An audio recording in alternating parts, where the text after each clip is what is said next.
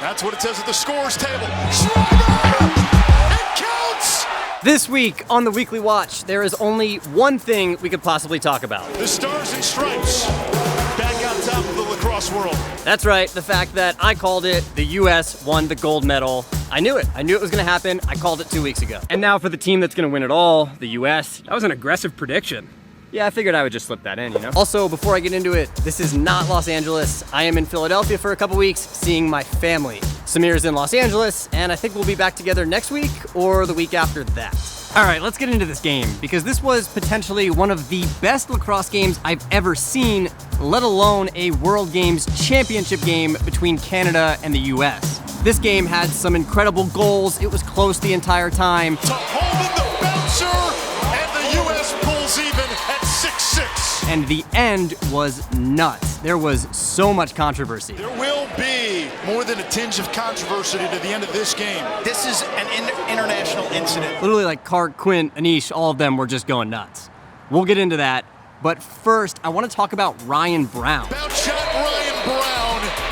And for Brown, that is his 23rd goal of this tournament. Kark said during the game that Ryan Brown is one of the best shooters, period. And I have to agree with him. Tracking him and scouting him is nearly impossible.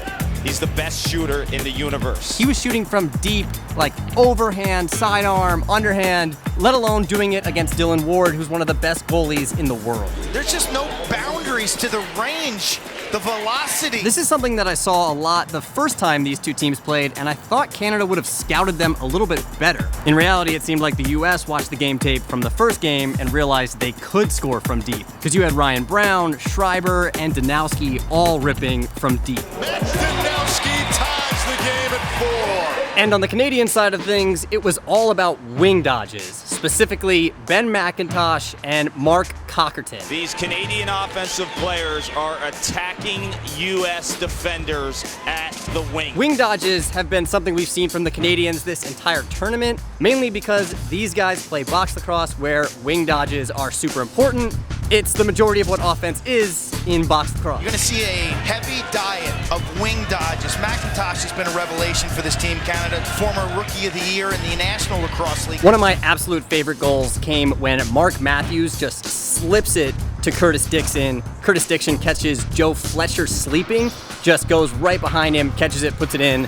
That pass from Mark Matthews was super, super smooth. Right on the doorstep, Dixon, his second, 4 unanswered for Team Canada. Okay, now let's talk about the thing that people will probably be talking about for the next 4 years until these two teams play again. The controversy that took place in the last 4 minutes. So when it was under 4 minutes, Canada got an offsides call. If the refs called offsides there, they got it wrong. Which turns out shouldn't have actually been called because no one was offside.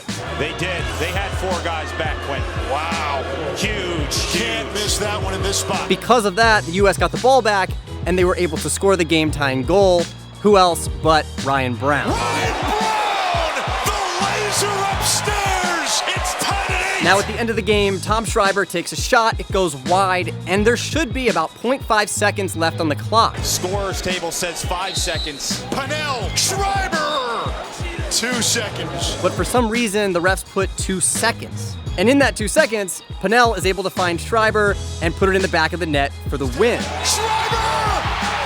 It counts! And the Americans win! So ultimately, at the end of the game, there's a lot of confusion, and Quint and the broadcast team agree with the Canadians, or so it seems. They're definitely not happy with the refs. To take nothing away from Tom Schreiber's heroics, there's certain things from an officiating standpoint you have to get right, especially in this game above all other games. But look, either way, both of these teams played an incredible tournament and an incredible final game. Congrats to the US, and congrats to all of those guys who played an incredible, incredible tournament. I can't wait to see them play against each other 4 years from now in British Columbia. Barring a miracle, Tom Schreiber delivered one of the most memorable moments and one of the most memorable goals in the history of these World Championships. There it is. Guys, it's like straight up storming here. I think it's about to rain really hard. I gotta wrap this up. I'm gonna sit under here. All right, aside from the US-Canada game, which was obviously incredible, let's talk about some other moments from the World Games. First off, Tahoga, like breaking a shaft on his arm, ridiculous. Along the same lines as that was Max Seaball just like running through Team Japan.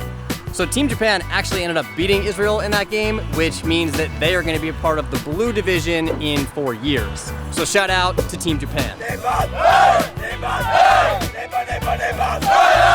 And speaking of Japan, Kai Iwamoto is going to be the first Japanese player to suit up and play in the MLL. He's playing goalie for the Outlaws. That is incredible. I hope to see way more international players in the MLL.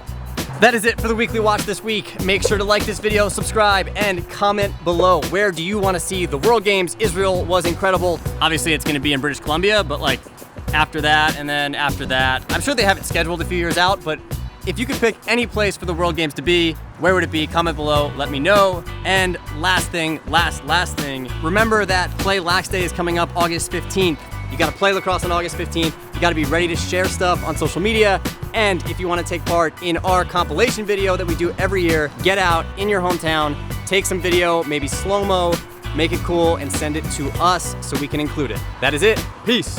Ladies and gentlemen, can I please have your attention? Hey, listen up, listen up. I've just been handed an urgent and horrifying news story. Right over the bridge. It's like